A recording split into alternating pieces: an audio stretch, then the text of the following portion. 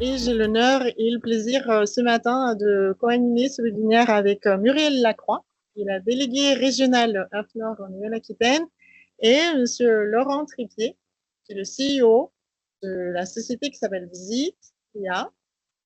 Bonjour à vous. Moi, je vais vous présenter tout rapidement ce programme qui s'appelle Dynamique et qui est un EDIH Nouvelle-Aquitaine. Je vais vous expliquer ce que cela signifie. EDIH en anglais, c'est un European Digital Innovation Hub.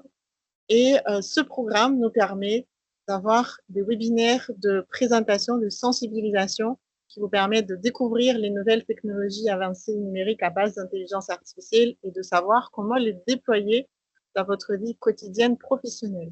Donc, Dynamique, ce programme qui est cofinancé par l'Union européenne et la région de Nouvelle-Aquitaine et qui a pour objectif d'accompagner les acteurs régionaux, essentiellement les entreprises manufacturières et de services à l'industrie, pour détecter, identifier les bonnes technologies numériques avancées à base d'intelligence artificielle et les déployer au sein de vos entreprises, quel que soit votre besoin et quel que soit le volet qui vous permet de gagner en productivité et de vous moderniser.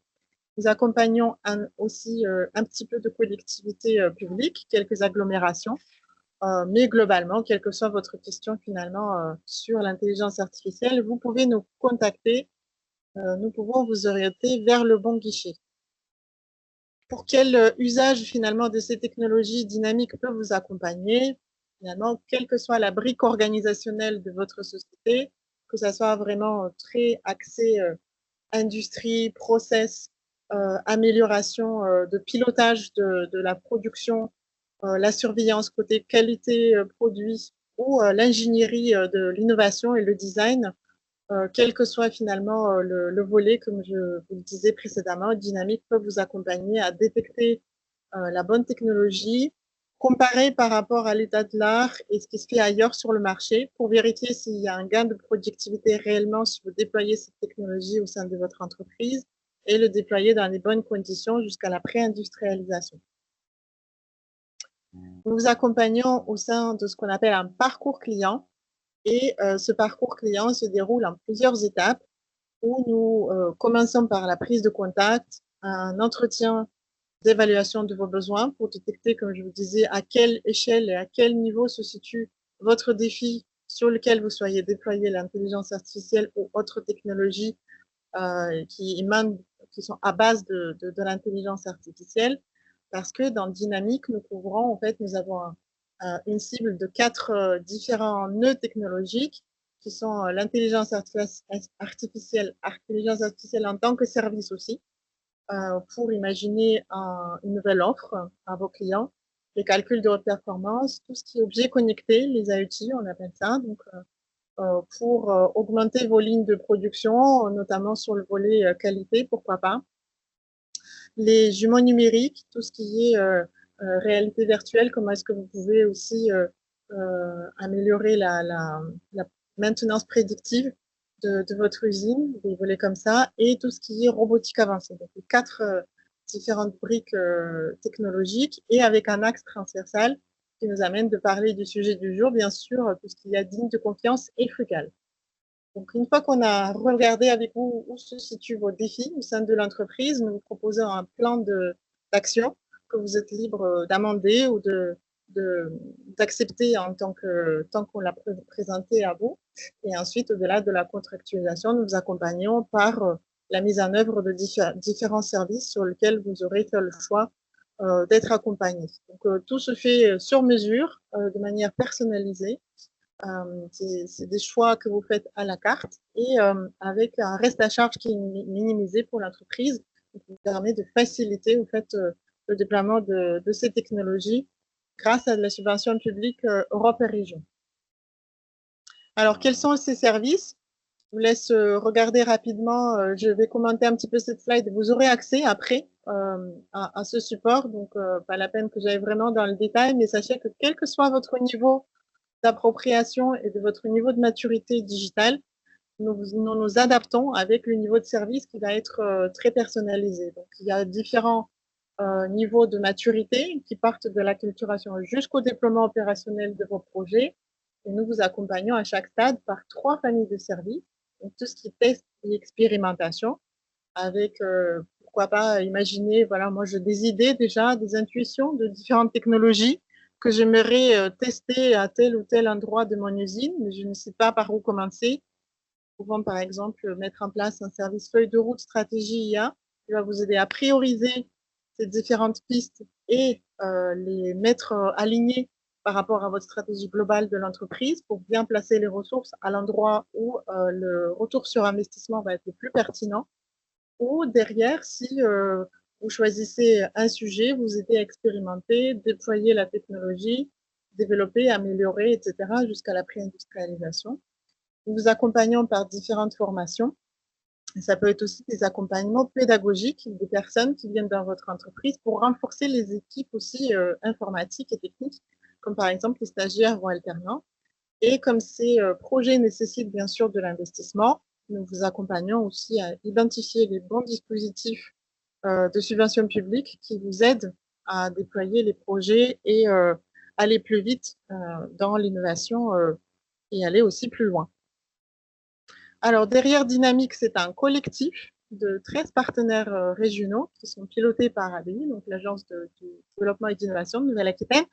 Vous avez aussi 2 pôles de compétitivité dans notre collectif, Aerospace Valley et Alpha RLH, 2 écoles d'ingénieurs, Bordeaux INP et Estia, différents centres techniques, CEA, CETIM, le CATI, Nactronic et Technalia. Nous avons 2 grands centres académiques de recherche du niveau national, INRIA et ONERA, pardon, et un partenaire de l'écosystème et recherche de partenaires avec les différents acteurs de manufacturiers, EIT Manufacturing. J'ai terminé ma présentation. Muriel, je vous laisse la parole. Bonjour à tous, donc je suis Muriel Lacroix, je suis la déléguée régionale de l'AFNOR pour la Nouvelle-Aquitaine et je vais intervenir avec Laurent Tripier, donc de BZIT IA. Un petit bonjour Laurent peut-être, qu'on entende ta voix. Bonjour à toutes et tous, merci Muriel de me donner la possibilité de dire bonjour à tout le monde. Bonjour. Donc, nos 2 interventions vont porter sur 2 documents volontaires, des normes volontaires, qui sont l'ISO 42001 et le document sur l'IA frugale, auquel a participé Laurent Tripier et participe encore, puisque c'est un document aujourd'hui qui est porté au niveau européen. Donc, c'est un document français qui est porté donc au niveau européen et qui continue à progresser. Un constat aujourd'hui, donc on a, l'IA est quand même bien d'actualité sur le territoire français, puisqu'on a 590 startups françaises qui s'y consacrent et qu'on a 16 licornes aujourd'hui. Des enquêtes, comme vous le voyez, du Point, où on parle beaucoup dans la presse ou à la radio ou en télévision, dans les médias en tout cas, de cette intelligence artificielle, même si elle existait, si elle existe déjà depuis plusieurs années, ça fait à minima 2 ans en tout cas qu'on communique vers le grand public. Et une enquête de France Travail qui explique que 72% des utilisateurs pensent que cette IA améliore la performance des salariés de l'entreprise.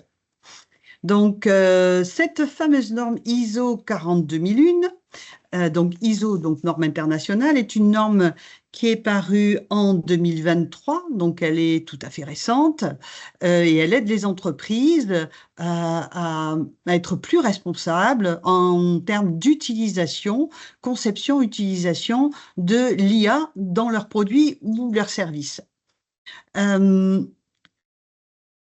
Toutes les parties intéressées, j'évoquais les salariés dans l'enquête de France Travail. Cette norme 42001 a posé les bases de la responsabilité des entreprises au regard de leurs produits ou de leurs services qui se basent donc sur l'intelligence artificielle. Donc ça concerne aussi bien les salariés de l'entreprise, les partenaires, les fournisseurs, les clients de l'entreprise, c'est l'ensemble des parties prenantes et des parties intéressées qui travaillent avec l'entreprise et qui souhaitent mettre en place cette ISO 42001. Donc, il faut prendre cette norme, comme toutes les normes d'ailleurs, comme un outil, comme un guide pour être plus responsable au regard de l'utilisation de l'intelligence artificielle. C'est une norme qui est certifiable au même titre que l'ISO 9001, 14001, 50001, tous ces numéros que vous connaissez qui sont qualité, environnement ou management de l'énergie. Et comme toute norme de système de management, vous allez retrouver la même manière de travailler que ces autres normes. Elle est fondée sur le même principe du fameux Plan Do Check Act, donc pour avancer. Donc cette norme est utilisable dès la conception d'une IA, ou dans le développement, ou dans l'utilisation de l'IA. Je vous ai noté la norme ISO 22989. C'est en fait une norme sur la terminologie.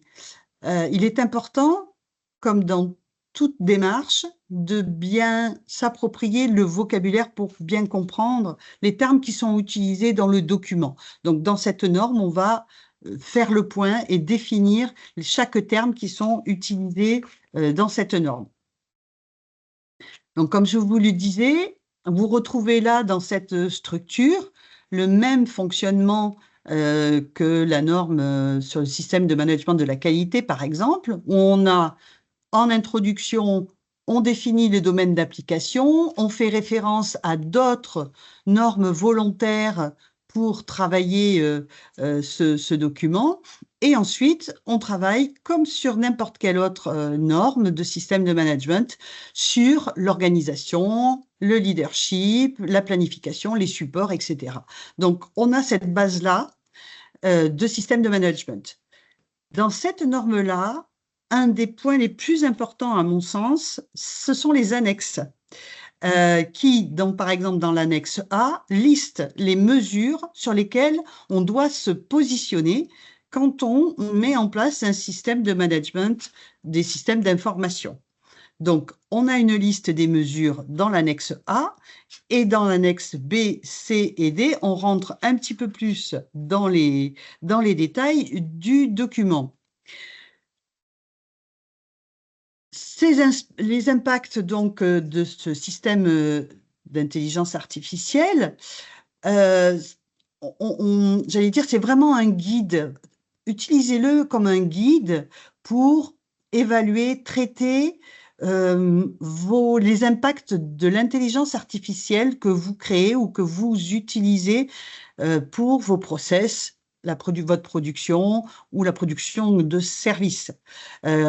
Allez voir l'impact de cette IA sur la prestation de service, sur la réalisation du produit de l'entreprise. Et donc, vous, dans votre système de management, vous allez devoir documenter les risques potentiels de l'utilisation de cette IA.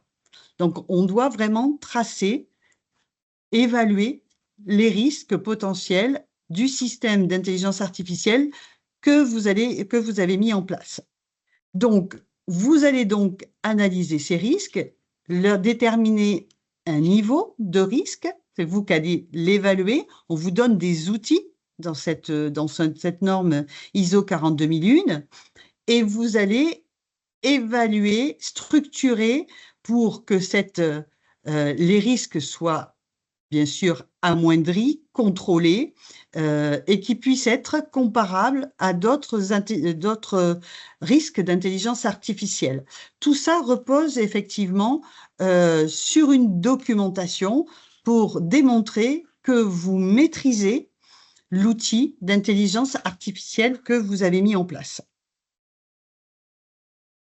Dans le chapitre 6, j'ai fait un petit zoom sur ce chapitre 6 parce que justement, c'est dans ce chapitre-là que l'on va évaluer les risques et les impacts de l'IA.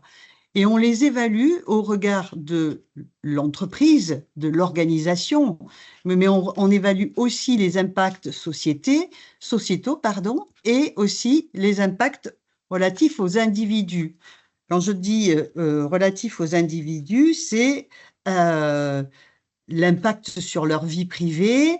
Est-ce que vous respectez, ou l'IA que vous utilisez en tout cas, respecte les RGPD, les différentes lignes directrices de cette vie privée, de la protection individuelle de chacun des utilisateurs, qu'ils soient en interne ou qu'ils soient vos clients en tant qu'individus. Voilà, je vous ai brossé dans les grandes lignes ce système de management de l'intelligence artificielle. Je ne rentre pas dans les détails, on pourra en rediscuter ultérieurement, c'est afin que nous puissions échanger ensuite avec Laurent Tripier. Je voulais vous parler également, puisque c'était l'objectif de ce webinaire, du référentiel de l'IA frugale.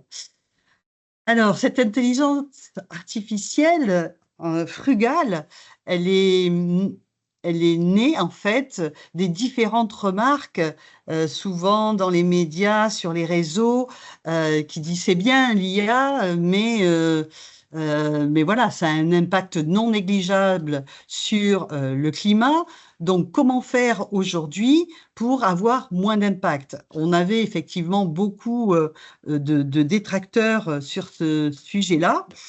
Et donc, à l'initiative du ministère de la Transition écologique, au travers de l'Ecolab, a été créé un groupe de travail pour créer un document qui serve de référence, d'outil, en fait, pour les entreprises ou les organisations qui vont mettre en place une IA. Et ça, c'est un point très particulier. Ce document est vraiment parti du territoire français. Vous avez bien vu qu'au niveau international, les États-Unis trustent beaucoup cette intelligence artificielle, soit en termes de pratique, mais aussi en termes de normalisation. Et jamais ce terme de IA frugale ou IA ayant moins d'impact sur l'environnement n'a été évoqué. On déplore toujours l'impact sur l'environnement, mais personne n'avait agi. Et ce qui a été fait à l'initiative du ministère de la Transition écologique, c'est justement dire comment on peut utiliser, travailler, mettre en place de nouvelles IA moins consommatrices d'énergie, eau, etc. On le verra ensuite. Donc, le ministère a sollicité AFNOR et pour créer un groupe de travail avec des entreprises volontaires, des universités, pour travailler sur ce sujet-là. Donc, le constat était fait sur ces consommations d'eau, ces consommations de ressources, quand on parle, par exemple, des métaux qui sont utilisés et les pollutions minières qui sont engendrées, les émissions de gaz à effet de serre. Vous voyez, il y a quelques chiffres de l'ADEME sur ce sujet-là. Si effectivement le numérique était un pays, il émettrait autant de gaz à effet de serre que 2 fois supérieur, en tout cas, que le Canada, ou 5 fois et demi que la France. Donc, en 2026, c'est-à-dire juste l'année prochaine, l'IA sur le monde entier consommera 10 fois plus que la consommation qui a été réalisée en 2023, c'est-à-dire juste 3 ans après. Donc, les consommations et l'impact sur l'environnement sont exponentiels. Donc, c'est sur ces constats que les entreprises qui participaient et le ministère qui participait donc à ce groupe de travail a souhaité écrire des bonnes pratiques, avoir des références pour l'ensemble et les partager au travers de ce document. C'est vrai que quand on commence à travailler sur, à regarder les critiques de l'IA, sur ces consommations, sur l'impact environnemental, les entreprises ont plutôt tendance à peu communiquer sur ce sujet. On parle souvent des résultats obtenus, de la facilitation du travail pour les salariés, mais jamais de l'impact sur l'environnement. Donc, comme aujourd'hui, il n'existait pas de cadre de référence, il y en existait quelques-uns, mais les résultats obtenus ne permettaient pas d'avoir des comparaisons entre ces impacts environnementaux. On a donc créé ce document pour avoir un consensus, ça c'est le mot de la normalisation, en tout cas un partage d'idées sur l'IA frugale et de se donner au moins un premier cadre de référence au niveau national. Aujourd'hui, ce cadre national, ce document de référence est travaillé depuis maintenant 1 an au niveau européen et va être ensuite porté au niveau international avec justement la base du travail des entreprises du territoire national. Donc, quand on parle d'IA frugale, ce n'est pas une IA moins performante, une IA de moindre qualité. Elles ne sont pas plus petites, elles n'utilisent pas des modèles plus petits ou moins complexes que les autres IA. Et ce n'est pas seulement, j'allais dire, du greenwashing, ce n'est pas du marketing pour pouvoir convaincre les entreprises clientes d'utiliser cette IA plutôt qu'une autre. Donc, l'objectif de ce document sur l'IA frugale, c'était déjà de recenser les référentiels, les documents qui étaient préexistants, se mettre d'accord sur la manière dont on va évaluer le niveau de frugalité de l'IA, voir ensemble quelles sont les bonnes pratiques qui ont déjà été mises en place par les entreprises qui participaient à ce groupe de travail et partager ces outils et ces données au travers de ce document. Donc, le document qui a été écrit est tout à fait compatible au secteur public qu'au secteur privé, que pour les équipes RSE ou les équipes de systèmes d'information, les équipes qui gèrent les bases de données. Bien entendu, elles sont reprises par les équipes qui travaillent plus particulièrement sur la responsabilité sociétale des entreprises. Donc, le socle sur lequel on s'est appuyé, c'était toutes les normes ISO, donc internationales sur l'intelligence artificielle, aussi les standards qui étaient déjà utilisés sur les méthodes d'évaluation. Regardez les différentes méthodes qui avaient été utilisées. Les méthodes d'impact environnementaux, bien sûr l'IA Act, donc le règlement européen, et puis en général les normes sur l'éco-conception des services numériques. Donc, quand on a créé cette commission de normalisation, il y a eu 3 groupes qui se sont formés. Un premier groupe sur la terminologie et les modalités de reporting et de communication sur l'IA frugale. Comment on définit les indicateurs qui sont les plus pertinents et les méthodes de calcul pour évaluer qu'une IA est bien inférieure en termes d'impact au regard des autres IA en place, et c'est dans ce groupe de travail numéro 2 qu'a travaillé Laurent Tripier, qui est présent aujourd'hui avec nous. Et puis, il y a une partie importante de ce document qui, là aussi, sont les annexes, où on va vous donner des exemples, des bonnes pratiques, du concret, en fait, voilà, pour commencer à travailler. Un point que je tiens à souligner, c'est que le groupe de travail comprenait, groupe de travail français, donc, plus de 150 participants, ce qui est énorme pour une commission de normalisation, et que le travail a été réalisé à un rythme très soutenu, puisqu'il y a eu 6 mois de travail et 7 réunions plénières. Donc, il y avait des devoirs à la maison, bien entendu, entre chaque réunion, pour pouvoir donner ce résultat de documents de référence français. Aujourd'hui, vous connaissez, vous avez au moins entendu parler donc de cette réglementation européenne sur l'IA Act, qui est donc une directive, donc une obligation, des exigences pour protéger les consommateurs, mais aussi l'environnement. Et donc, et les normes volontaires qui sont plutôt des outils qui vous proposent des moyens pour atteindre le respect de cet IA Act. Donc ici, je vous ai mis un extrait du texte de la réglementation européenne qui cite la réduction des consommations d'énergie, notamment, et les normes européennes qui ont été réalisées au niveau européen avec la participation du CNELEC, donc le CEN étant la Commission européenne.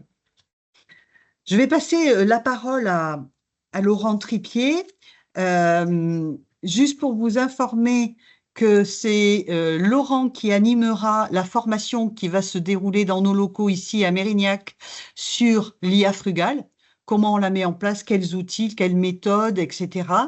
Et que parce que vous participez à ce webinaire de ADI avec qui nous sommes partenaires, je vous donne une information qui est la remise réservée aux adhérents et que vous pouvez utiliser, qui s'appelle Formation 10-Bordeaux, pour vous inscrire notamment à cette formation que l'on va dérouler, donc le 25 et 26 septembre.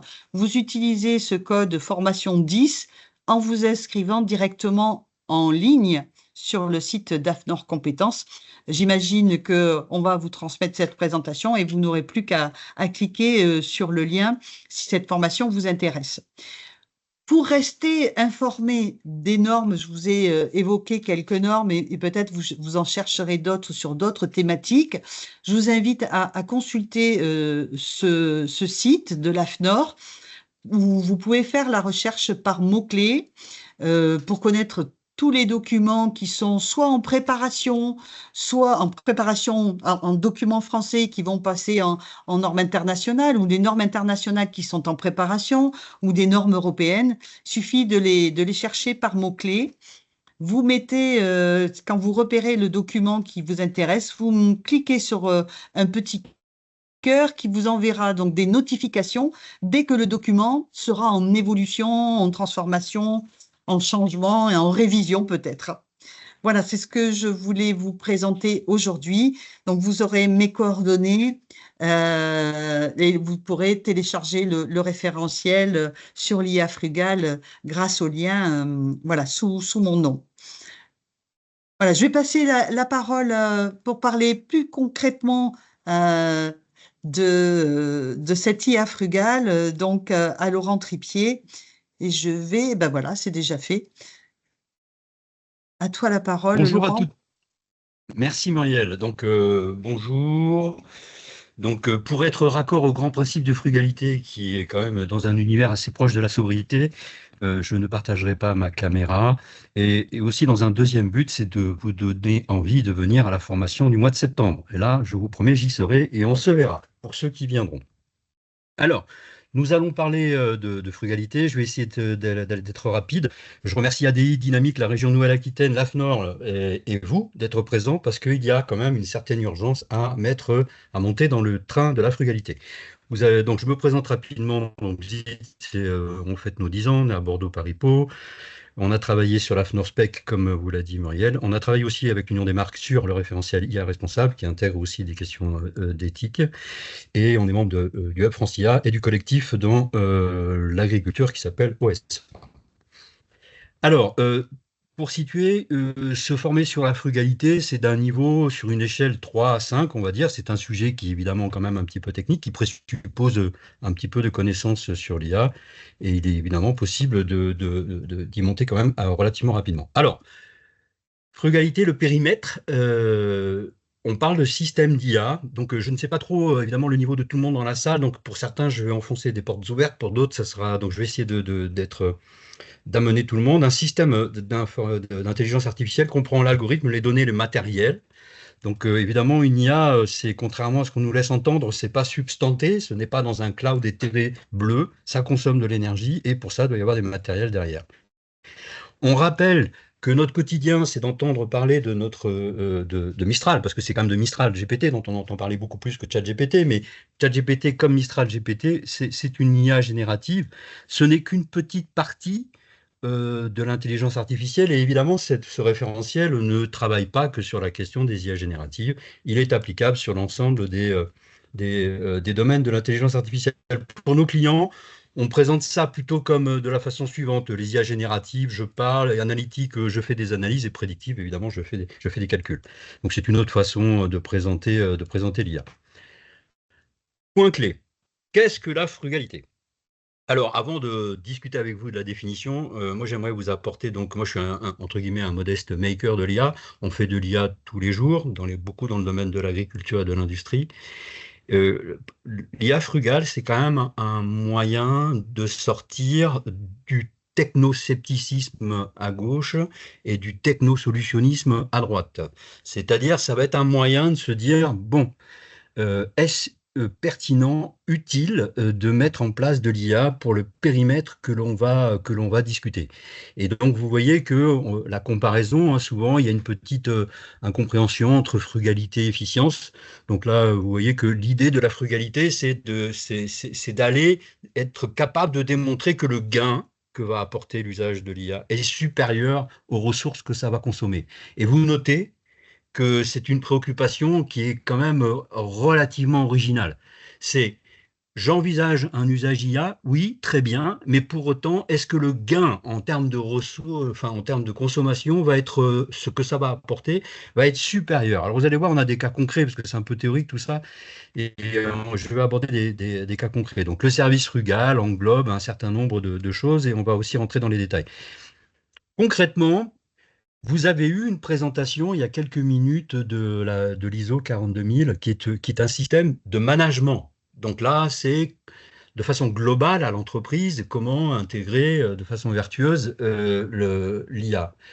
Le référentiel AFNOR Spec IA Frugal, là, on est sur un niveau très pragmatique. C'est-à-dire que concrètement, une fois qu'on a décidé d'y aller, ben, comment on fait pour mettre en place la frugalité? Alors, c'est étonnant de noter, mais en même temps, c'est quand même assez logique, que la première question que l'on se pose quand on fait la frugalité, c'est il va falloir former tout le monde, s'acculturer, parce qu'il va falloir être sûr qu'avant de démarrer un projet IA, il est vraiment potentiellement frugal. Donc ça veut dire que, normalement, la logique, c'est pas je fais de l'IA et après j'optimise pour qu'elle soit frugale. Ça, c'est pas la frugalité. La frugalité, c'est je prends mes parties prenantes et je discute de ce qui peut permettre à l'écosystème global d'avancer. Et du coup, là, je vais me poser la question dans quel cas est-il pertinent de mettre en œuvre la frugalité?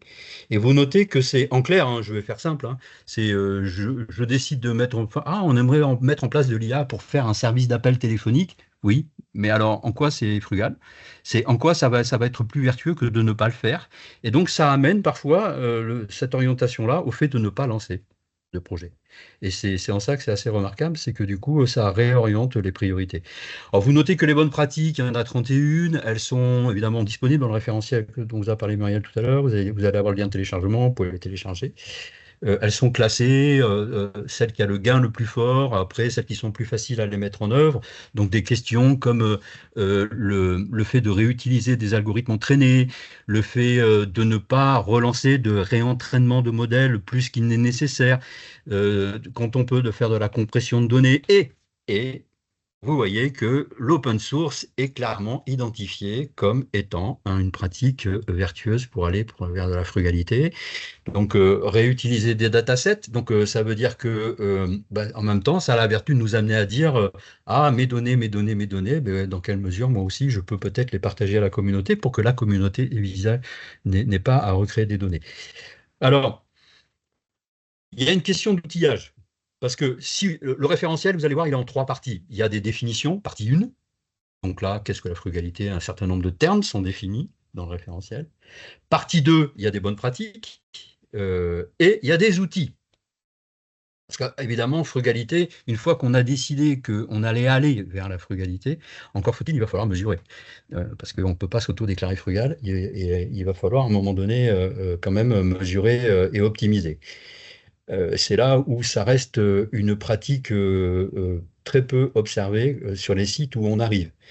Et c'est là où je remercie encore une fois les organisateurs de mettre ce sujet sur la table, parce qu'il est quand même assez urgent de porter la valeur, le message de la frugalité et de la mesure.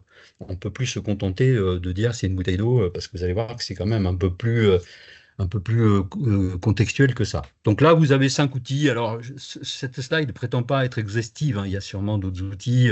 C'est les outils qui ont été abordés dans le cadre du groupe de travail. On vous a proposé planche d'après, parce qu'une fois qu'on a dit ça, ouais, mais quand est-ce que j'utilise un outil plutôt qu'un autre? Donc là, on vous dit, bah, donc il y a des outils, parce que vous savez qu'une IA, en tout cas un système IA, certaines parties vont être installées sur un serveur, d'autres parties vont être installées en local. Évidemment, la vraie vie veut que j'ai un peu de bruit autour de moi, je suis désolé. Donc, vous voyez que les deux premières sont des applications qui sont plutôt, dans Green Algorithm et Code Carbone, seront plutôt à installer sur vos serveurs. Elles permettront de faire de l'estimation et de mesurer la production. Vous avez les autres applications en bas, Ecologit, EcoLLM, AI Energy Score, qui seront des outils, certains comme EcoLLM, que vous pourrez installer sur votre PC, si vous êtes sur un PC, et le AI Energy Score qui est fait par Hugging Face, en fait, qui sont des solutions qui vont vous permettre de mesurer, d'en des modèles. Parce qu'on le sait, face à un sujet IA, il n'y a pas un modèle possible, mais plusieurs modèles possibles. Donc, cette solution va vous permettre d'appréhender le modèle à choisir. Alors, on vous présente 2 cas, parce que tout ça, c'est quand même assez concret. On va prendre un cas concret qui est considéré comme étant frugal, parce que le gain est supérieur au coût. C'est réalisé dans le domaine de l'agriculture, avec une coopérative à gauche, pour intégrer des saisonniers. Donc là, le sujet, c'est comment, vous le savez, le monde agricole intègre beaucoup de saisonniers. Et donc, comment faire pour intégrer rapidement les saisonniers qui sont en plus où il y a des problématiques linguistiques, pour faciliter aussi bien leur intégration dans leur travail que leur vie locale. Et deuxièmement, vous avez un autre sujet, c'est toujours dans le monde agricole, c'est de répondre à des questions clés, techniques, réglementaires. Le monde agricole est un monde où il y a des questions de transition agroécologique qui sont extrêmement fortes. C'est un monde très technique, très technique. Et donc, comment on fait pour doter les technico-commerciaux d'outils vertueux? Alors, un ordre de grandeur. Parce que c'est important, à un moment donné, comme dit Monsieur Jancovici, d'avoir quand même des ordres de grandeur. Donc là, vous avez un ordre de grandeur de ce que pèserait un chatbot.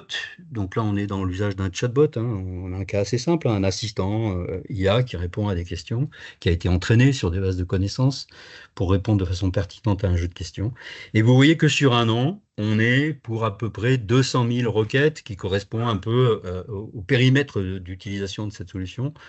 On est à peu près à 6,3 tonnes d'équivalent CO2 par an. On se rappelle qu'un Français, on est entre 10 à 12 tonnes d'équivalent CO2 par an. Donc on voit qu'on est sur un demi-Français, si je puis dire, ou une demi-personne pour une exploitation à l'année.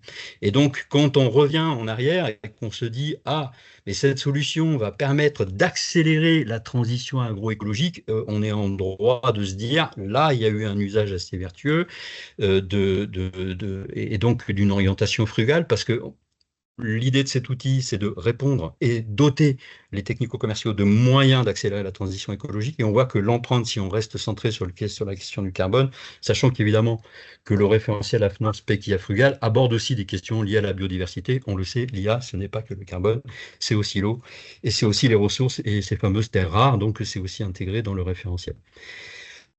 Deuxième cas de figure, le chatbot littéraire. Donc, on travaille avec un certain nombre d'auteurs qui ont pour vocation de ramener la lecture comme un sujet clé auprès des jeunes publics. Et donc, du coup, de proposer d'avoir des assistants IA qui permettent de faciliter le transmédia dans la lecture. Donc là, c'est une application réalisée que nous, on réalise. Vous voyez les deux outils qu'on a utilisés, Code Carbone, écologique. Et alors, concrètement, je vais vous montrer une conversation. Donc imaginez, toujours pareil, vous avez un assistant, vous posez la question à un livre. Et vous posez la question, qui sont les personnages principaux de ce livre? Et il vous répond, et vous notez qu'on utilise les calculettes comparatives de l'ADEME, et vous notez que là, dans ce cas-là, ça passe par des questions sur l'API Mistral. On vous dit, mais une question posée sur un livre, son empreinte est à peu près de 200 millilitres d'eau, ce qui fait de 17 km. Donc, au-delà de ça, ce qui est extrêmement vertueux dans cette approche, c'est qu'au quotidien, on se rend compte que pour pouvoir agir sur le design des services IA, la mesure est un point fondamental parce qu'on a des a priori de designers, on a des a priori de concepteurs, et souvent ils sont justes, mais il y a la réalité de la mesure qui va permettre d'orienter les choix de design et d'orienter l'évolution des produits, parce que là, de façon claire, ben, on sait estimer si cet agent répondra à toutes les questions, si à un moment donné, il doit ne pas répondre à des questions qui ne sont pas, par exemple, dans le périmètre de cet assistant, parce que aussi ne pas répondre, c'est aussi un parti pris que nos clients mettent en œuvre quand ils commencent à analyser les questions-réponses et les empreintes carbone, parce qu'on sait que parfois certaines personnes viennent s'amuser sur des solutions IA pour des usages qui ne sont pas du tout dans le périmètre de l'usage. Alors, pour ma part, je dirais que, parce que là, il est 47, je dirais que sur les éléments de présentation principaux, j'ai fini. Je préférais qu'on réponde aux questions, parce qu'après, je ne voudrais pas paraître trop technique dans la présentation, et je pense qu'il serait utile que je m'adapte un petit peu et que je réponde aux questions des participants. Est-ce qu'il y en a eu? Oui, on a surtout un débat très intéressant dans le chat, il faut que vous le sachiez. J'essaie de dérouler un petit peu parce qu'il y a eu pas mal de remarques ou des questions. Effectivement, est-ce que c'est moins coûteux en CO2 de mettre la caméra et faire la formation à distance ou de faire venir tout le monde à Mérignac pour suivre la formation? Donc effectivement, moi je suggérerais à ce qu'on essaie d'utiliser vos outils pour mesurer tout ça et donner les chiffres en face de différentes options. Et donc, ça a été fait. Donc, vous voyez, on met en pratique tout de suite vos recommandations et on essaye d'objectiver pour voir qu'est-ce qui est plus intéressant écologiquement. Mais là, voilà, chacun raisonne aussi par rapport à… Il y a d'autres éléments qui rentrent, je pense, en ligne de compte que uniquement le coût en CO2. La question de votre auditeur, enfin participant, elle est pertinente parce qu'elle renvoie en fait sur des questions pratiques par rapport à la réalité de tous les jours. Alors, dès qu'on est sur des questions de déplacement, vous le savez, le transport est une activité extrêmement consommatrice de CO2. Et c'est d'ailleurs, côté visite, un des secteurs qu'on aime beaucoup, sur lequel on aime beaucoup agir. On travaille beaucoup sur l'optimisation logistique parce que c'est extrêmement vertueux, un kilomètre économisé. Et en plus, non seulement c'est vertueux parce que ça chiffre très très vite, et c'est aussi vertueux parce que ça se mesure assez simplement quand même, l'empreinte carbone d'un déplacement, quand on connaît le lieu de départ, le lieu d'arrivée et le mode de transport utilisé. Donc pour répondre concrètement à la question posée, vous notez que les organisateurs d'événements, la filière événementielle l'a compris très vite, ainsi que les offices de tourisme l'ont compris très vite. Le monde du tourisme et le monde de la filière événementielle a très vite compris. Et c'est pour ça que quand vous rentrez dans un office de tourisme, on vous demande d'où vous venez. Et c'est pour ça que quand vous allez sur un salon, on vous demande d'où vous venez. Donc, pour finir de répondre à la question posée, si les participants viennent de loin, ben c'est vraiment plus vertueux de faire un webinaire en termes d'empreinte carbone. Après, la pédagogie, c'est-à-dire que probablement qu'on sera obligé d'adapter la formule pédagogique de la journée, qui ne sera pas adaptée d'un point de vue pédagogique. On ne tient pas comme ça à 7 heures sur un webi. Et donc, si on privilégiait un mode en webinaire, on réorienterait la structure pédagogique pour qu'elle s'adapte numériquement. Merci Laurent. Il y a une autre question. Dans le cadre d'une démarche RSE et numérique responsable, il y a aussi une question sur la partie sociétale. Est-ce que le référentiel le prend en compte ou il prend uniquement en compte l'impact écologique? Non, ce n'est pas le périmètre du référentiel IA Frugal. Là, encore une fois, question pertinente pour tout le monde. le référentiel AFNOR SPEC IA Frugal est un référentiel environnemental. Donc, ce n'est pas du tout dans son périmètre d'intégrer les questions autres qu'environnementales. Il y a le E du RSE, on va dire, mais il n'y aura pas le S du RSE si je fais simple. Il y a d'autres référentiels. Un des 3 piliers du développement durable qui est l'environnement, mais c'est qu'une des parties. D'ailleurs, je fais un appel solennel à tous les représentants de filières pour adapter ces travaux aux filières. C'est le travail que l'on a fait avec l'Union des marques, où si vous allez voir le référentiel IA responsable sur lequel on a travaillé, qui est désormais en téléchargement gratuit, le référentiel IA responsable de l'Union des marques intègre un volet socio-responsable, premièrement, un volet éco-responsable, deuxièmement, où là, on l'a enrichi et on a utilisé l'outil AFNOR SPEC IA Frugal, et un volet souveraineté numérique, troisièmement. Là, il y a un véritable enjeu pour les filières. Quelle que soit la filière, vous êtes une filière et on commence à avoir des discussions avec l'OPCommerce, pour information, pour le décliner aussi avec l'OPCommerce. Et que vous soyez dans les transports, l'énergie, l'industrie, les services, l'agriculture, là, il y a maintenant ce qu'il faut pour pouvoir décliner dans les filières et les outils entrants, vous les avez. Vous prenez l'AFNOR SPEC IA Frugal pour la mesure de l'empreinte écologique. Vous prenez l'IA Act, comme l'a présenté, l'a rappelé Muriel, sur les aspects de gestion de risque, et vous prenez l'ISO 42000 et vous l'adaptez pour les filières. Je pense que là, il y a quelque chose qui serait extrêmement intéressant à faire. Vous avez les structures, notamment avec Dynamique, ADI, pour les porter, et vous entendez que je serai extrêmement motivé pour en parler et travailler avec vos publics et les personnes présentes. Je crois beaucoup, pour finir, à la déclinaison par filière. Il faut descendre dans les métiers pour y apporter un angle très pratique.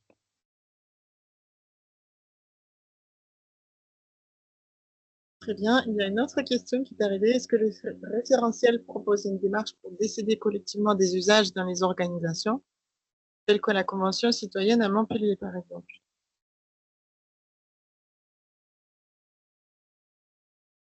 Je voudrais être sûr d'avoir compris le périmètre exact de la question. Est-ce que vous pouvez me... Oui, bonjour. Alors, j'allume le micro, pas la caméra. Je suis donc Pierre-Gilles Point, ADI Nouvelle-Aquitaine, à Bidart. Et ma question portait sur le fait qu'effectivement, on voit dans les organisations, les entreprises, à tous les niveaux, les gens qui se ruent sur l'IA sans avoir eu une réflexion collective en interne. Et finalement, j'avais trouvé assez intéressant. Vous m'entendez? Oui. Vous m'entendez? Allô? Oui, on t'entend. Alors... Ok, il y a Thomas Grimaud qui voulait prendre la parole en même temps. Ah non, c'est bon. Oui, et donc à Montpellier, la collectivité, l'agglo, s'est dotée d'une convention citoyenne sur les usages de l'IA en disant, avant de se ruer sur l'IA de façon individuelle, décidons collectivement sur quels usages nous souhaitons avoir de l'IA au sein de notre agglomération. Et je trouvais ça assez intéressant et je voulais savoir si vos travaux avec l'AFNOR, avec le référentiel IA Frugal, vous avez aussi documenté, référencé ce type de méthodos qui sont des bonnes pratiques. Pour répondre à votre question, ce qui est intéressant, c'est que nous, on serait un outil au service de votre démarche. On serait un outil pour donner de la mesure à votre démarche. Parce que parfois, dans les démarches citoyennes, on sent des intentions, des volontés, des aspirations à être vertueux, et il manque parfois la mesure. Le référentiel AFNOR SPEC IA Frugal va vous amener la mesure de l'usage.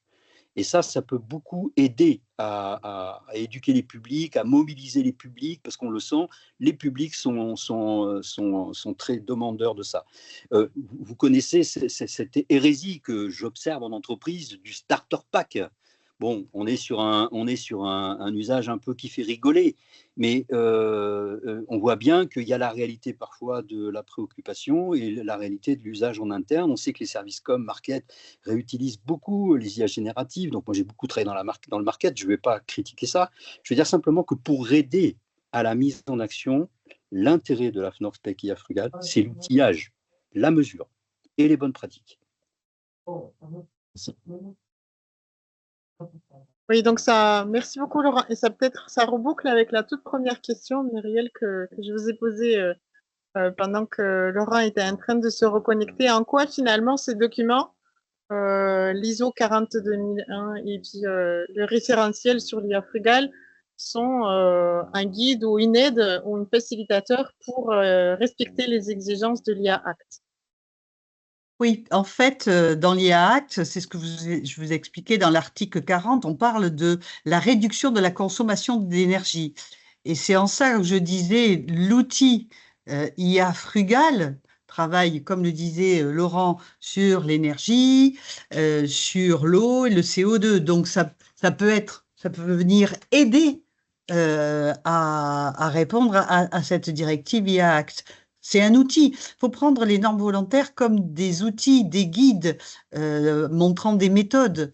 On le voit beaucoup dans tout ce qui est aujourd'hui normes d'outillage sur le numérique.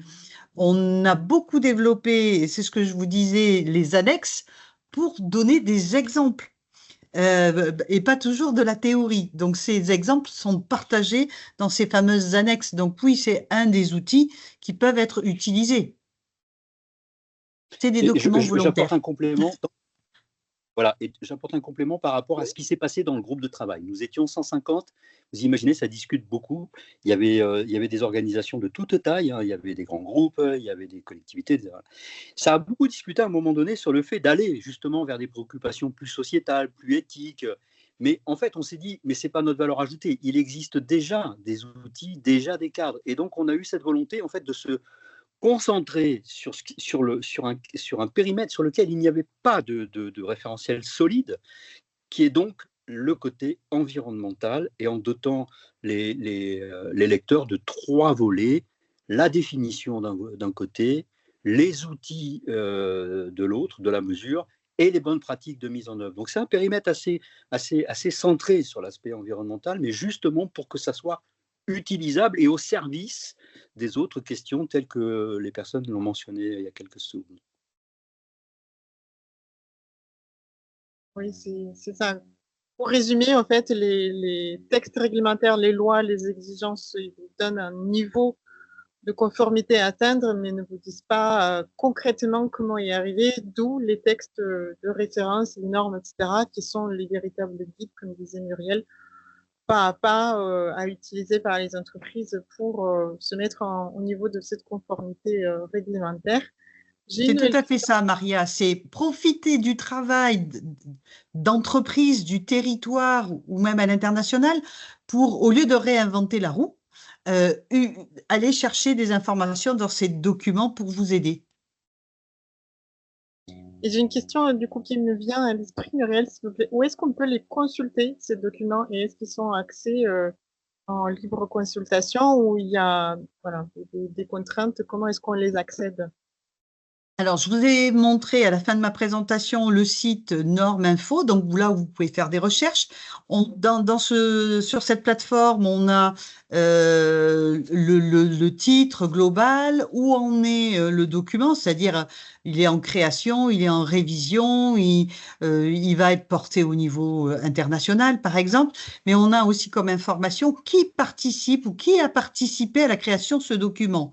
Donc, si ça se trouve, si vous faites partie d'un grand groupe, ça peut être vos collègues de Paris, alors que vous êtes à Toulouse, à Bordeaux, etc. Et ensuite, vous pouvez venir les consulter gratuitement ici dans nos locaux de Mérignac. Là, vous avez le texte complet. Et pour l'IA Frugal, c'est téléchargeable gratuitement. Donc, voilà, tout dépend du document. Super. Rapidement, une question, parce qu'on a bien compris, la sensibilisation était aussi centrale que le respect du référentiel, les outils, etc. Afin de sensibiliser et faire réfléchir, et c'est ce qu'on constate chacun à son niveau personnel, à la frugalité ou pas de l'IA, peut-on donner à des élèves de collège, peut-être d'autres niveaux, pour voir où mettre le repère sur cette sensibilisation par rapport aux personnes qui swipent toute la journée, vous voyez, qui sont sur les réseaux sociaux ou d'autres applications et qui téléchargent en permanence des vidéos assez conséquentes en volume et donc en émissions CO2 derrière. Est-ce qu'il existe des outils ou des sites de référence sur les empreintes frugales pour démontrer quels sont les impacts d'action quotidienne de chacun et aller encore plus loin dans ces comparaisons? Excellente question, parce que c'est évidemment les jeunes qu'il faut former pour qu'après ça soit dans les pratiques. Excellente question, parce que prenons un cas tout bête d'un document qu'un professeur recommanderait en lecture. Si chaque élève le télécharge dans son IA personnel, il va y avoir le téléchargement, le fait qu'elle l'avale à chaque fois, tandis que si elle est utilisée dans une IA et qu'on n'a plus qu'à la questionner, là, si on fait de la mesure, on se rend compte qu'on réduit drastiquement la consommation. Donc, c'est très approprié, les collèges, parce que les jeunes sont très ouverts par rapport à ça. Et en plus, ça a une autre vertu, ça a la vertu de nous amener à des choses concrètes, c'est-à-dire mes documents, mes révisions, et de participer aussi, pour finir, à l'évolution de la pédagogie, parce qu'on sait très bien que la pédagogie est durablement impactée par l'IA, et que quand on apporte un peu d'éléments de mesure de l'empreinte carbone et qu'on compare au train, à la bouteille d'eau, au vélo, enfin on va plutôt dire le train et la bouteille d'eau, les jeunes comprennent tout ça. C'est simple de comprendre ce que c'est qu'un kilomètre de voiture parcouru. Alors, je compléterai en vous disant, n'hésitez pas à aller sur le site de l'ADEME qui a justement, qui propose les consommations rapportées, comme tu disais, Laurent, à la consommation d'eau, par exemple. Ils ont pas mal d'outils qui peuvent être utilisés pour les lycéens, les collèges, pour illustrer des présentations et avoir cette prise de conscience. Donc, ADEME, consommation numérique. Super, merci beaucoup pour cette indication. Une dernière question, qu'il est déjà midi 2. Est-ce qu'on est en mesure, grâce au référentiel AFNOR Specia Frugal, d'identifier 5 niveaux de pratique sur ce sujet afin d'aider les entreprises à prendre conscience de leur maturité en la matière?